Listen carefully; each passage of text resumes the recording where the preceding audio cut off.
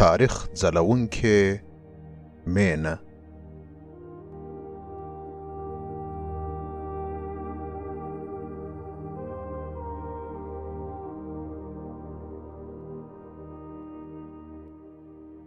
وزیرستان هغه مینه ده چې له نامه او جوړښت څخه عظمت له ورایه څرګندیږي. د ښکلا خالق دې ځای ته د ښایست او رنګونو غوښنه برخه عطا کړې ده. دا سیمه د جوړښت له لحاظه یوه ډېره غرنۍ، ښایسته او له طبیعي زیرمو ډکه سیمه ده. که څه هم مکار دښمن دا ښکلې مینه نړیوالو ته د نړۍ خطرناکه ترینه ځای ورمعرفي کړی دی، خو د دې ځای د اوسېدونکو په څهرو او زړونو کې د دې ځای د طبیعي ښایست په څېر ښکلا او محبت له ورایه څرګندیږي. دا خلک د دغو جګو غرونو په څېر درانه، سنګین او په میړانه او عزم کلک خلک دي. آزادې ارواوې د آزادو وږمو په څېر تل متحرکې او نه تم کېدونکې دي. دا وګړي د نورو پښتنو په څېر د مینې او عاطفې خلک دي، د جرګو او مرکو خلک دي، د عزت او آبرو خلک دي. خدا په زړه سپېڅلي اقوام کلونه کیږي چې د پنجابي سرکار تر ظلم او استبداد لاندې ژوند تیروي. پنجابي فوز دا جنتي مینه د دې ځای پر اوسېدونکو سره طبیعي کړې ده. د دوی دا جنت یې پر دوی دوژخ کړی دی او د دې لوړو تپو شنګیا یې د دوی په وینو او اوښکو اوبه کړې ده. پر دې سیمه باندې د پنجابي ریاست ظلم که هر څو له نړۍ پټ ساتل سوی دی، خو له پښتنو یې حساب نه ورکیږي. د وزیرستان پښتانه په تاریخ کې په یوې خاص ځانګړتیا ډیر شهرت لري، او هغه دا چې دوی تل خپلواک اوسېدلي دي او د پردیو تر واک لاندې ژوند عار ورته ایسي. همدا علت و چې دا سیمې تر ډیره وخته د آزادو قبایلو په نامه یادېدلې. د وزیرستان په جګو غرونو او درو کې مغلي لښکرو او وروسته انګریزي فوزونو هم ډېرې بدې او له شواخونه ډکې ورځې لیدلې دي. د دې درو ګارې او کاڼې که اوس هم څوک سم وګوري، نو تر اوسه به د پردو لښکرو وینې وچې پر ومومي. دې سیمې تل پښتني تاریخ ته ویاړلي نومیالي ورکړي دي او پردوی ځواکونو ته د سر په کاسه کې جامونه ورکړي دي. دا مړانه که د تاریخ افتخار ګرځېدلی دی، نو د دښمن په زړونو کې داغ هم پرې ایښی دی، او له همدې امله دا سیمه تل د مکار دښمن له دسیسو او حملو سره لاس و ګرېوان ده. وزیرستان یعنی د وزیرو یا وزیرانو ټاټوبی. وزیر په پښتنو کې هغه قبیله ده چې د تاریخ پاڼې هر ځای د میړنو په نامه یادوي. پوهنوال محمد عمر روند میاخیل په خپل اثر د پښتنو قبیلو شجرې او مینې کې لیکي چې وزیر پښتانه لومړی د خوست په غرونو کې اوسېدل او د 14مې پیړۍ په پای کې د نورو سیمو ترڅنګ اوسني وزیرستان ته هم راوکوچېدل. په دې سیمه کې د وزیرو ترڅنګ مسعود وزیر، ګربز وزیر، داوړ، اورمړ او نور اقوام هم میشت دي. نفوس یې تر 1 میلیون اوړي. ویل کېږي چې وزیر او مسعود په اصل کې یو ټبر دی. دوی لومړی کوچان و خو اوس جایان سوي دي. وزیرستان د ډیورند پر کرښه د افغانستان له خوست، پکتیا او پکتیکا سره جخت پروت دی. انګریزانو په 1894 کال کې پر 2 برخو یعنی شمالي وزیرستان او جنوبي وزیرستان وویشي. مساحت یې 11,585 سکویر کیلومتره دی. اوسیدونکي ټول پښتانه دي او کلونه کېږي چې په خپلو ښکلو خټینو کورونو او کلیو کې د آرام ژوند په لټه د پنجابي فوج خوني منګولو ته خپل ګریوانونه په لاس ورکړي دي. وزیرستان له 1939 کال څخه یا په بل عبارت د پاکستان تر جوړېدو وروسته تر مسلسل ظلم لاندې ونیول سو. هغه په دې چې دې نوي زیږېدلي پاکستان نه غوښتل چې دا خپلواک اقوام دي نور خپلواک واوسي. د دې لپاره په سیستماتیکه توګه د دې سیمې د ځپلو لپاره پالیسۍ جوړې او عملي کړې. پاکستاني فوج د نورو پښتني سیمو په څیر په وزیرستان کې هم د هر ډول پرمختګ مخه ونیول. طبیعي زیرمې لکه ګاز، مس او زر یې د دې سیمې له خلکو غلا کړل. په مورنۍ ژبه د تعلیم حق یې ځنې واخیست او پردۍ ژبه یې پر تحمیل کړه. پر دې سربیره د خلکو ډېرې مځکې او جایدادونه هم قبضه کړل. په افغانستان کې له روسانو سره د جنګونو په وخت کې وزیرستان د وسلو او وسلوالو په فابریکه اوښتی و او د سپټمبر د 11 تر حملو وروسته دا سیمه د وسلوالو طالبانو په کارخانه واوښت. دا کله یوې خوا د پښتنو د خپلې ناپوهۍ له لاسه و، نو پر بل اړخ دا د پاکستاني فوج په ښه پالیسي هم وه. پنجابي فوج غوښتل چې دا سیمه په یو ډول نه په یو ډول وځپي او وروسته یې تر خپل کنټرول لاندې راولي. په نړۍ کې جابرو او مستبدو قوتونو تل خپلواک ولسونه او ذهنیتونه ځپلي او حتی د له منځه وړلو کوښښونه یې کړي دي. پنجابي فوج هم په وزیرستان کې خپل ظلم اوج ته رسولی و او د خلکو په قتل او تحقیر کې یې ذره غوندې دریغ هم نه کاوه. د دې مینې په زرهاو بېګناه انسانان یې شهیدان کړل. په زرهاو بېګناه ځوانان یې ورک او تری تم کړل. د یعقوب علیه السلام غم دی که نه چې هغه قرآن کې الله فرمایي چې یا اسفه علی یوسف، های د یوسف غمه. موږ هم د یعقوب علیه السلام په شان غمجن یو، موږ هم خپل یوسف غواړو.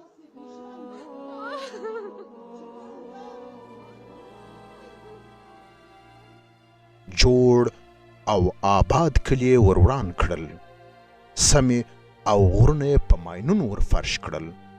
په کلو او ښارونو کې ځنځیرونه ورته واچول او هره ورځ پر دې ځنځیرونو سپین ږیرې، میرمنې او ماشومان دونه تحقیر او بې عزته سول چې حد یې نسته. دا ولې؟ دا په دې خاطر چې دا اقوام دومره وځپل سي چې سبا د خپل حق د ترلاسه کولو لپاره په زړه کې لا خیال ورتېر نسي. خو مارټن لوثر کینګ جونیور یو وخت ویلي و چې تر ټولو لویه تراژیدي دا نه ده چې بد خلک ظلم او جبر کوي، بلکې لویه تراژیدي دا ده چې ښه خلک د دې ظلم په مقابل کې چوپ وي. د پنجابي فوج د ظلم په مقابل کې دا چوپتیا په 2009 کال کې د لومړي ځل لپاره یو ځوان چې د خپل نورو وطنوالو سره په زور د خپل کور او کلي پرېښولو ته مجبور کړل سوی و ماته کړه. ویل کېږي چې د دې کډوالۍ په دوران کې فوجیانو پر کډوالو ډیر بد ظلم کاوه. دې ظلم ته د نوموړي ځوان غیرت نور نسوی تم کېدلی او د ډیری اسماعیل خان پر لار یې پر سپین ږیرو او ښځو د پنجابي ظلم پر ضد د اعتراض غږ پورته کړ. پنجابي فوز دا ځوان ونیاوه او دونه یې وواهه چې شاوخوا ټولو ښځو او ماشومانو پر ژړل. دا ځوان څوک و؟ دا منظور پښتین و.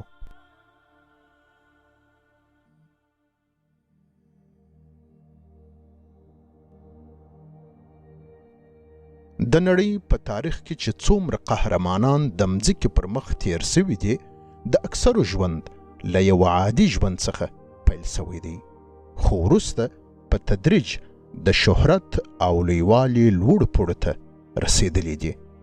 یعنی دوی اول عادي خلک وه، خو وروسته حالاتو او د دوی د شخصیتونو غیر عادي خواصو دوی وتراشل او ویې ځلول. د دې خبرې ثبوت موږ د افغانانو په تاریخ کې ډیر ځله لیدلی سو.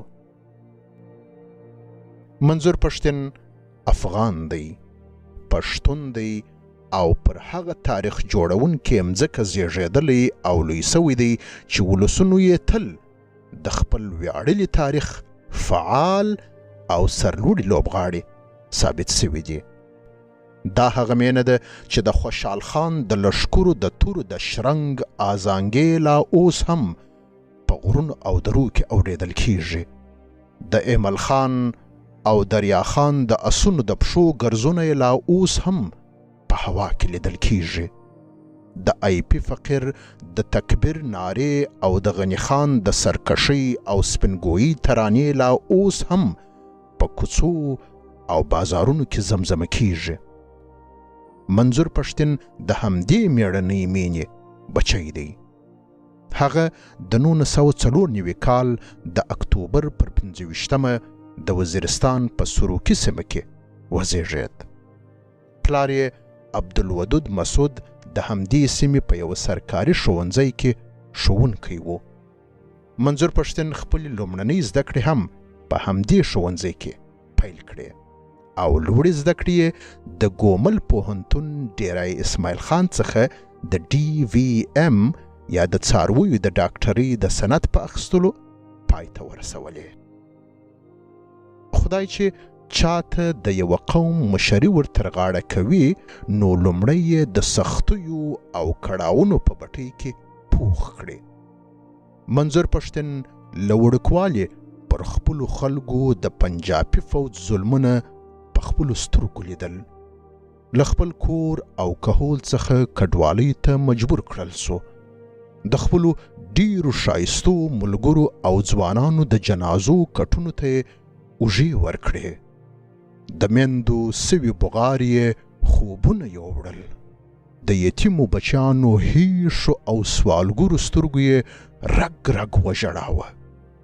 د بوډا پلار او کونډو ناویانو ورک سرنوشت یې پر سر اورونه بل کړل او د خپلو مظلومو وګړو هغه اجتماعي شراب د شپې آرام ته نه پرېښاوه چې ویل به یې خدای نور قیامت کړی، دا څومره ظلم دی.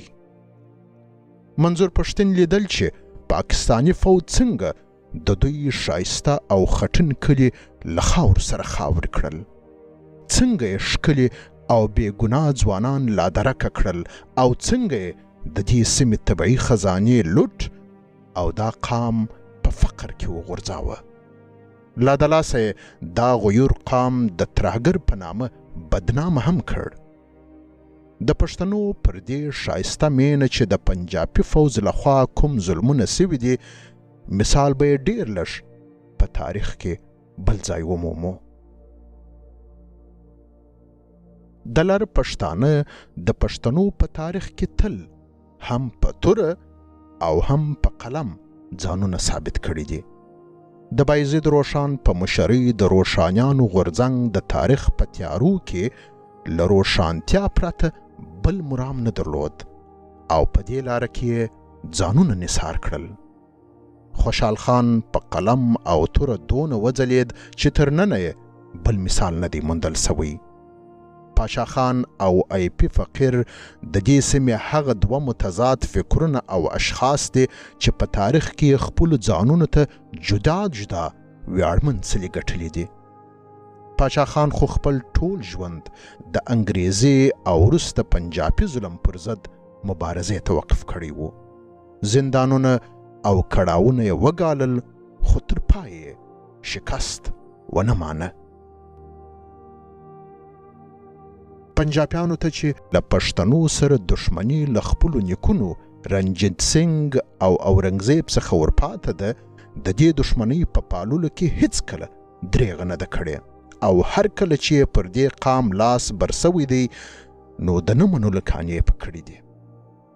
پی ټي ایم اټکل کوي چې له 2004 عیسوي کال څخه په قبایلو کې تر 600,000 بېګناه انسانان وژل سوي دي او تقریبا 10,000 ځوانان لا درکه سوي دي. خو د 2018 کال په جنوري کې پنجابي فوج د وزیرستان یو ښکلی او بشاش ځوان نقیب الله مسعود چې هیڅ جرم یې نه و کړی په سپینه ورځ په شهادت ورساوه. د هغه یوازنۍ ګناه دا وه چې په ښکاره یې د پنجابي ظلم پر ضد غږ پورته کاوه. خو د دغو منفور ادارو د همیشني عادت سره سم یې دا ښایسته او بې ګناه ځوان د ترهګر په نامه ونوماوه او د هغه شهادت یې ځان ته روا کړ. دلته و چې د صبر کاسې نورې لبریزه سولې او منظور پښتین د پښتون تحفظ تحریک یا پی ټي ایم ناره پورته کړه. دې نارې ته ټولو هغو میندو، خویندو او ناویانو چې زامن، وړونه او خاوندان یې د پنجابي ستم د لاسه تری تم سوي وه د زړه له تله لبیک ووایه. د منظور پښتین له کاروان سره ورځ په ورځ مظلوم پښتانه یو ځای کېدل او د خوږ ژبې هندي شاعر مجروح سلطان پوري د هغه بیت سره یې سمون خواړه چې وایي میں اکیلا ہی چلا تھا جانب منزل مگر لوگ ساتھ آتے گئے اور کارواں بنتا گیا. زه تنها وم روان سوی د منزل پر لور لپیله خو وګړي وراتلله او کاروان پر جوړېدو سو. دا د ظلم حالات پر پښتنو په یوه داسې وخت کې تېرېدل چې په دې سیمه کې د پښتنو نور لوی ګوندونه هم فعال ول او د پنجابي فوج ظلم یې په غړولو سترګو لیدلی. خو د دې ظلم د مخنیوي لپاره هغه لازمي تګلارې نه وې خپلې کړې چې باید خپلې کړې وای او دې خلا پښتانه ځوانان دې ته مجبور کړل چې په خپله صحنې ته راووځي او د پی ټي ایم په نامه یو لوی تحریک جوړ کړي. دا تحریک په لومړي سر کې د مسعود قبیلې تحفظ په نامه راپیل سو، خو ډیر ژر یې داعیه د پښتنو او غیر پښتنو مظلوم اقوامو د نجات داعیه سوه. پاکستانی ادارو په خپل ظلم او مختلفو دسیسو ډیر کوشش وکړ چې د منظور پښتین دا کاروان تیت پرک کړي، خو د منظور آواز او ناره ورځ تر بلې لوړېده او مخه نیول یې ناممکنه سوه. منظور پښتین په خپله یو مرکه کې وایي چې زما ټول ملګرو ته د هغو پلرونو ټلیفونونه کړي وه چې د منظور له څنګه لیرې سئ، هغه لیونی دی. زما خپل پلار ماته په قهر و، هغه راته ویل چې موږ به ټول ووژل سو، ته پر خپلې کوچنۍ خور هم هیڅ زړه نه سوځې. خو منظور هغه تیر و چې له کمان څخه راوتلی و او نور یې خپل هدف ته د رسېدلو مخه چا نه سوای نیولی. له کورونو یې وزړونو ته اور ولاړی. خدای خبر چې دا لښکر به نور تم کیږي. د پښتنو په تاریخ کې به د منظور پښتین په نامه یو نوی باب پیلیږي. دا هغه ځوان دی چې پر یوه وخت څو داسې پاکستانیو منفورو ادارو ته په غیږ ورغلی دی چې د دې ادارو خوني منګلو په همدې پاکستان کې نور آباد اقوام تر ستوني نیولي او له خپلو ټولو روا حقوقو یې په پوره توګه بې برخې کړي دي. دا هغه شیطاني ادارې دي چې له شر څخه یې نه یوازې ګاونډیان کړیږي بلکې نړۍ یې هم زیانمنه کړې ده. و یوې داسې بلا ته بې له اسلحې په غېږ ورتلل تر معجزې په کمه نه ده، خو دا پیښه د پښتنو په تاریخ کې نوې هم نه ده. منظور پښتین نه یوازې د پنجابي فوز د ظلم پر ضد اعتراض وکړ بلکې خپل تیتو پرک قام یې هم پر ځان راټول کړ. دا هغه کار و چې خوشحال خان یې په خپل ژوند ارمان درلود، خو بدبختانه دا ارمان یې ګور ته ورسره یووړ. پښتانه چې بې ننګي کا څوک یې څه کا، ګورستان لره بدرومو له ارمانه. په ښاغلي منظور پښتین کې همدغه د تاریخي او لویو اشخاصو خواص و چې دی یې نه یوازې په لږ وخت کې په منطقه کې نومیالی کړ بلکې په نړیوالو یې هم وپېژاند. په افغان وطن کې له کندهاره تر بدخشانه، له جلال آباده تر نورستانه، له کوټې تر وزیرستانه چې چیرې هم ظلم سوی دی، پښتین د لومړنیو اشخاصو څخه دی چې تل یې د دې ظلم پر ضد خپل غږ پورته کړی او هغه څه یې ویلي دي چې نور یې له ویرې د ویلو جرأت لا هم نه دی درلودلی. په ژوب کې چې پنجابي ریاست د یوې نوې ناوې په شمول په لسهاوو غریب افغانان بې له کوم جرم څخه په زندان کې اچولي وه، د میړني پښتین او ملګرو په هڅو له زندان څخه راخلاص ول او د خپلو مینې پر لور یې په عزت رخصت کړ.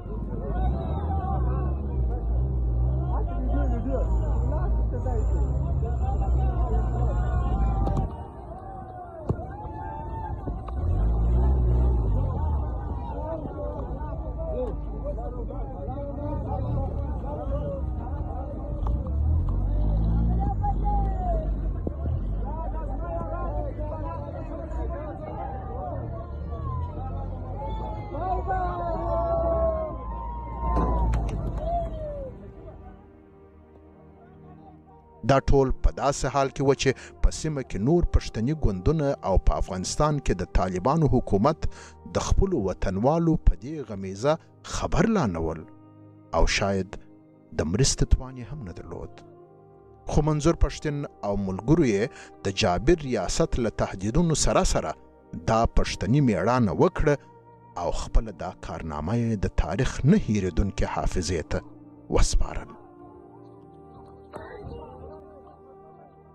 د منظور پښتین همدا میړانه، سپینګویي او د مشرتوب د مسؤلیت ادا کول و چې د ډیرو وګړو زړونو ته لاره پیدا کړه او ډیرو لویو او د مختلفو پښتني سیمو شاعرانو ورته شعرونه وویل. جهاني صاحب د خپلو خوبونو او خیالونو د تعبیر یوسف ونوماوه. عطایي ملا خپل جانان کړ، عبدالغفور لیوال سیف الملک کړ او نور ځوانو شاعرانو یې د همت په ستایلو او لمانځلو کې خپل قلمونه وچلول. منظور پښتین کومه سیاسي سابقه نه ده درلودلې او نه یې په کورنۍ یا کلي کې چا د سیاست سره تړاو درلود. هغه صرف او صرف روان جبر او د خپل قام مظلومیت دې ستونزمن کار ته ورپورې واهه. د دې درانه پیټې په پورته کولو کې که د آهنین عزم لرونکي علي وزیر اوږه نه وای، ښایي ډېر ژر به یې منظور پر ملا خم کړی وای.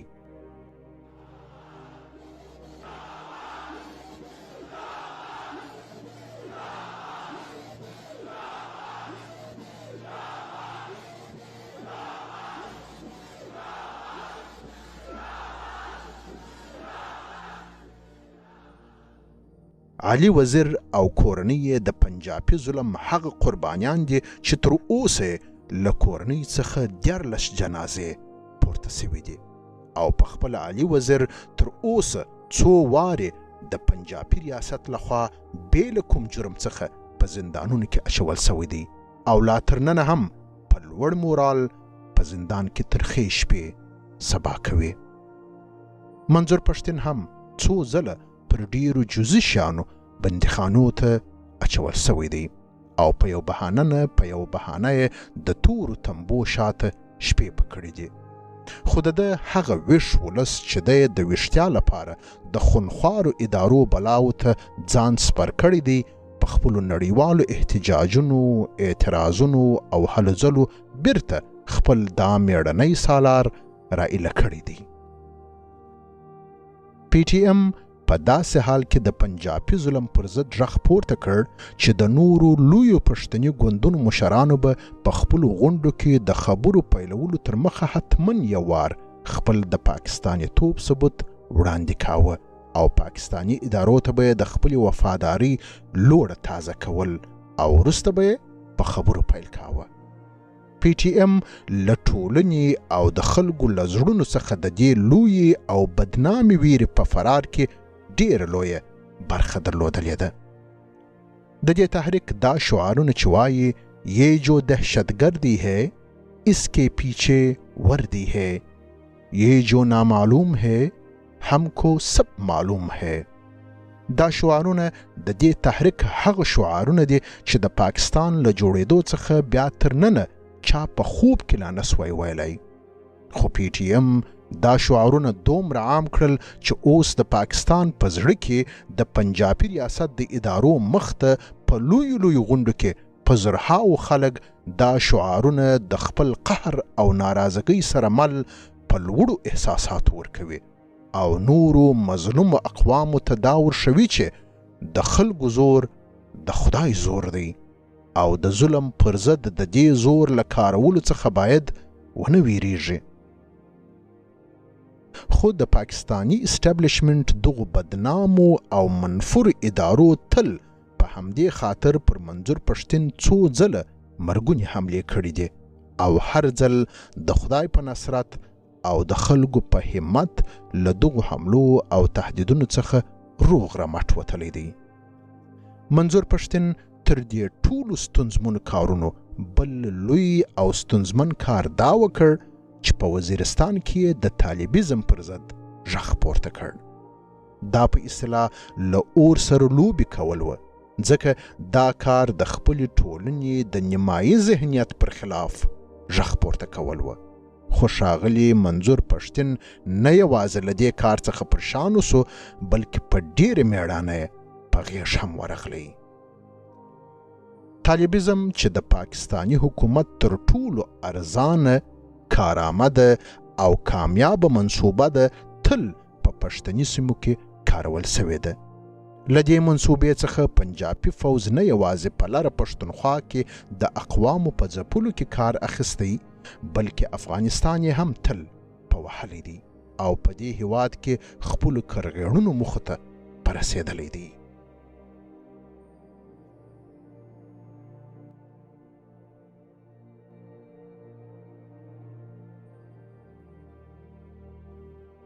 پی ټی ایم چې له نامه څخه یې څرګندیږي د جابر ریاست له خوني منګولو څخه د پښتانه ګریوان خلاصول غواړي. په سیمه کې د پنجابي فوز د پلان شده ترهګرۍ درول غواړي. پښتنو ته پر خپله خاوره د خپل اختیار ترلاسه کول غواړي. په نصاب کې د خپلې ژبې او تاریخ شاملول غواړي او پر دې قام د هر ظالم لاس پرې کول غواړي. دا غورځنګ اوس نه یوازې په پاکستان او افغانستان کې زیات شمیر ملاتړي لري، بلکې په نړۍ کې تیتو پرک افغانان یې هم خپل له ځان سره ملګري کړي دي.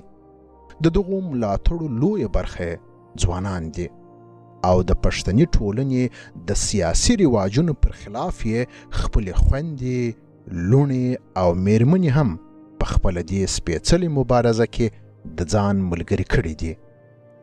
د پرجوشه مبارزو ځوانانو په کاروان کې د پتمنو او میړنیو میرمنو موجودیت چاته میوندۍ ملاله ور یادوي او د ننګ دا ناره د لیدونکو په ذهنونو کې پر آزانګو راولي چې وایي کله ظلمو څه پوره نسوه، ګرانه وطنه جنکۍ به دې ساتینه.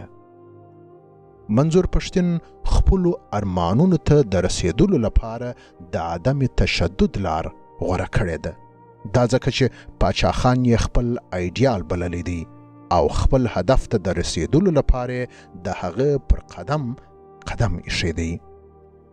ځینې ځوانان که څه هم د پی ټي ایم کلک ملاتړي دي او د پنجابي ظلم او وحشت پر خلاف د یوه دغسې متحد لوی او پر ځوانانو ولاړ ګوند غوښتونکي دي، خو د هغه د عدم تشدد له تګلارې سره زړه نازړه د تایید سر ښوروي او کله کله خو د پښتنو د پلار خوشحال خان دا نصایح هم رامخته کوي چې وایي پښتانه چې نور څه فکر کا ناپوه دي، بې د تورې خلاصي نسته په بل کار، چې په توره یې ځواب ورکړې مردي ده، چې وجود دې څوک آزار کاندي په چوب، بله هیڅ لیدله نسي په دا منځ کې، یا مغل له ملکه ورک یا افغان خوار.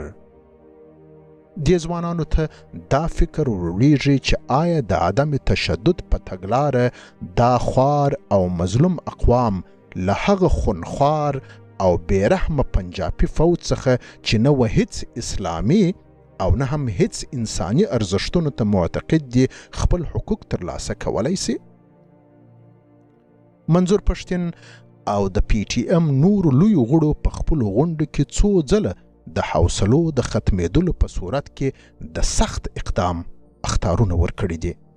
دا صفا وایم چې اوس به مې مجبوري وي، که دا مجبوري مې پوره شوله په قسم په خدای چې په زرونه کاله د غلام نه وساتمه.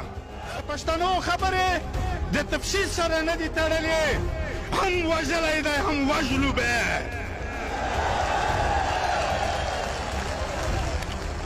هم یې پښتون بې کوره کړی دی هم بې کوره کوو به، هم پښتون یې بې عزته کړی دی بې عزته کوو به. له دې څخه داسې څرګندیږي چې ښایي د دوی د عدم تشدد تګلاره یو سرحد لري. د دې سرحد سرې کرښې به څه ډول حالات تعین سوي وي، دا صرف د پی ټي ایم مشرانو ته معلومه ده. د پښتانه زغم د بحر د تل په څیر ډیر ژور وي، خو دا هم څرګنده ده چې کله یې خبره تر زغم وتلې ده نو یې بیا خپلې تیرې تورې ته لاس کړی دی. ستر خوشحال خان له همداسې یوه حالت سره مخامخ سوی دی. یا تکیه د یوه خدای ده یا د تورې، په جرګو مرکو نسي کار تمام. پر بل اړخ باید لومړی ځان ته دا معلومه کړو چې پښتانه په کوم حالت کې دي، له کومو چیلنجونو سره مخ دي او د حل لپاره کوم آپشنونه ورته موجود دي.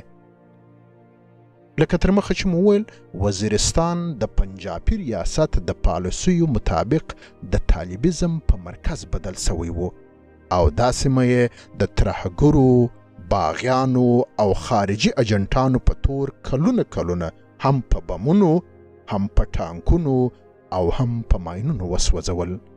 په دې کار کې د پنجابي ریاست دوی لوی ګټې وې، یو خو یې دا سیمه او اقوام په اقتصادي لحاظ وځپل، بل یې په دې سیمه کې طالبیزم ته وده ورکړه چې دا کار دا ولس پر دوو برخو طالب او غیر طالب وویشه. پنجابي فوز د خپلو انګریزي بادارانو د خصمانه پالیسۍ بیل یې کړه او ایل یې کړه په کارولو ځانونه خپلو شومو اهدافو ته نږدې کړي دي.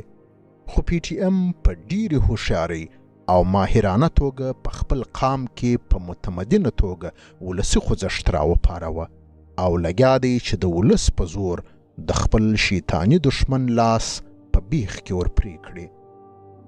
آیا دا به ممکنه وي؟ آیا د دې وار به دا ولس د خپل خونخوار دشمن پر ضد اتفاق وکړي؟ پښتانه تل خپل نصیب له لویو او حیاتي چیلنجونو سره مخامخ کړي دي او د پاڼو او پړانګ ترمنځ یې آپشنونه ته درولي دي. په دې کې د پښتنو لپاره یو لوی حکمت پروت دی.